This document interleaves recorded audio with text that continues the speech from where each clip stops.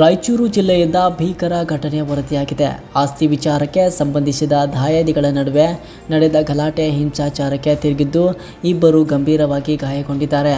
ಅವರಲ್ಲಿ ಒಬ್ಬರು ಕೋಮಾ ಸ್ಥಿತಿಗೆ ತಲುಪಿದ್ದಾರೆ ಎಂದು ತಿಳಿದು ಬಂದಿದೆ.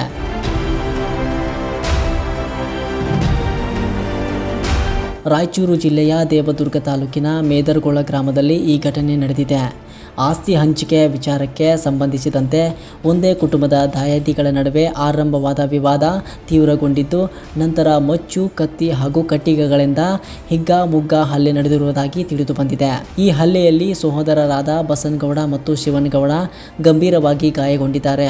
ಇವರಲ್ಲಿ ಒಬ್ಬರ ಸ್ಥಿತಿ ಅತ್ಯಂತ ಗಂಭೀರವಾಗಿದ್ದು, ಕೋಮಾ ಸ್ಥಿತಿಗೆ ತಲುಪಿದ್ದಾರೆ ಎಂದು ಆಸ್ಪತ್ರೆ ಮೂಲಗಳು ತಿಳಿಸಿವೆ. ಗಾಯಾಳುಗಳನ್ನು ರಾಯಚೂರು ನಗರದ ಬೆಟ್ಟದೂರ ಆಸ್ಪತ್ರೆಗೆ ದಾಖಲಿಸಿ ಚಿಕಿತ್ಸೆ ನೀಡಲಾಗುತ್ತಿದೆ. ಘಟನೆಯ ಸಂಬಂಧ ಗ್ರಾಮಸ್ಥರಾದ ಭೀಮರಾಯ, ರಂಗಪ್ಪ, ರಾಮನಗೌಡ ಸೇರಿದಂತೆ ಒಟ್ಟು 14 ಜನರ ವಿರುದ್ಧ ದೇವದುರ್ಗ ಪೊಲೀಸ್ ಠಾಣೆಯಲ್ಲಿ ಎಫ್ಐಆರ್ ದಾಖಲಾಗಿದೆ. ಪೊಲೀಸರು ಪ್ರಕರಣದ ಕುರಿತು ತನಿಖೆ ಮುಂದುವರಿಸಿದ್ದಾರೆ. ಆಸ್ತಿ ವಿವಾದದಿಂದ ಗ್ರಾಮದಲ್ಲಿ ಉಂಟಾದ ಈ ಹಿಂಸಾಚಾರ ಸ್ಥಳೀಯರಲ್ಲಿ ಆತಂಕ ಸೃಷ್ಟಿಸಿದೆ. ದೇವದುರ್ಗ ತಾಲೂಕಿದವರು ಏನ್ರಿ ಮೆದರಗಾಳದವರು ಆಸ್ತಿ ಸಲಹೆ ನಮಗೆ ನಮ್ಮ ಸಣ್ಣಪ್ಪ ಮಕ್ಕಳಿಗೆ ದೊಡ್ಡಪ್ಪ ಮಕ್ಕಳಿಗೆ ಸ್ವಲ್ಪ ವಾದ ನಡೆದತ್ತೆ ಸರ್. ಒಂದು ಕೋರ್ಟಿನಲ್ಲಿ ನಡೆದತ್ತೆ ರೀ ವಾದ. 5-6-7 ವರ್ಷಲಿಂದ ನಡೆದತ್ತೆ ರೀ. ಅದೊಂದು 4-5 ವರ್ಷ ನಾವು ಕೇಸಿಗೆ ತಿರುಗಾಡಿದ ಮೇಲೆ ಜಡ್ಜ್ಮೆಂಟ್ ದೇವದುರ್ಗ ಕೋರ್ಟಿನಲ್ಲಿ ಆಯ್ತು ರೀ.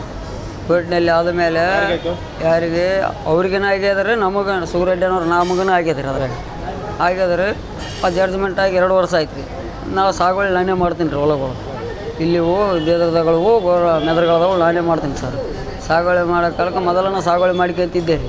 ಆ ಕೋರ್ಟಿಗೆ ಹಾಕಿದ ಮೇಲೆ ರಾತ್ರಿ ಗೆಳೆಗಳು ಹೊಡೆದ್ರಿ ರೀ ಸರ್. 2 ಸರ್ತಿ ಅದು ಬಿತ್ತಿದ ಹೊಲಗಳು 2 ಸರ್ತಿ ಗೆಳೆ ಹೊಡೆದ ಮೇಲೆ ಏನಪ್ಪ ಗಲಾಟೆ ಆಗಿಲ್ಲ, ಇರಲಿ ಅಣ್ಣ ತಮ್ಮರು ಹಂಗೆ ಅಂದು ಎಫ್ಐಆರ್ ಆಗ್ಲಾರ್ದ ಕಳಿಸಿದ್ವಿ ಸರ್. ಅಣ್ಣ ತಮ್ಮರು ನಾವು ಏನು ಮಾಡಲಿಲ್ಲ ರೀ. ಅವಾಗ ನಡೆಯಿಲ್ಲ ಅಂತ ಹೊಲ ಹಂಗೆ ಹೊಡ್ಕೊಂಡ್ವಿ ರೀ. ನಾವು ಮತ್ತೆ ಸಾಗುವಳಿ ಹಾಕಿದ್ವಿ. ಈ ಕೋರ್ಟ್ ಜಡ್ಜ್ಮೆಂಟ್ ಆದಮೇಲೆ ಏನು ಮಾಡ್ಯಾರ ಅವರು, ಈಗ ಜಡ್ಜ್ಮೆಂಟ್ ಆದ್ರೆ ನೀನು ಹೊಲ ಉಣ್ತೇನೆ, ನಿಮ್ಮನ್ನ ಎಲ್ಲರನ್ನ ಕಲಸ ಮಾಡಿಬಿಡ್ತೀವಿ, ನಿಮ್ಮನ್ನು ಉಳಿಸೋದಿಲ್ಲ ನಿಮ್ಮನ್ನು ಅಂತ ಅಂದ್ಗೇಸಿ ನಮ್ಮ ದೊಡ್ಡಪ್ಪ ಭೀಮಸಪ್ಪ ಮಕ್ಕಳು, ಸಿದ್ದಪ್ಪನ ಮಕ್ಕಳು ರೀ. ಮತ್ತು ಎಲ್ಲರೂ ಸೇರಿ ಭೀಮಸಪ್ಪಗೆ ಒಂದು 6 ಜನ ಅದಾರ ರೀ ಮಕ್ಕಳು. ಈ ಸಿದ್ದಪ್ಪಗೊಂದು 2 ಅದಾರ ರೀ ಗಂಡು ಮಕ್ಕಳು. ಒಂದು 8-10 ಜನ ಅದಾರ ರೀ ಸರ್. ಅವ್ರು ಟೋಟಲ್ ಇರೋದು ಒಟ್ಟು 7-8 ಜನ ಬಂದು ರಾತ್ರಿ ಪುಡಿಕಾರ ಮತ್ತು ಮಚ್ಚಿ ತಂದಾರ ರೀ. ಮಚ್ಚಿಲೇ ಕಡ್ದಾರ ರೀ. ಈಗ ಕಡ್ದದ್ದು ತೆಲಿಗೆ ಅದು ಮಚ್ಚಿಂದ ಸೀರಿಯಸ್ ಅವ್ರಿ. ಕೊಲ್ಲೆತ್ತಿ ಹಾಕ್ಯಾರ ರೀ ಸರ್. ಮತ್ತು ಬಡಿಗೆ ತಂದಾರ, ಪುಡಿಕಾರ ಉಗ್ಗ್ಯಾರ ರೀ. ಹೆಣ್ಮಕ್ಳು ಎಲ್ಲ ಸೇರಿ ಬಂದಾರ ರೀ.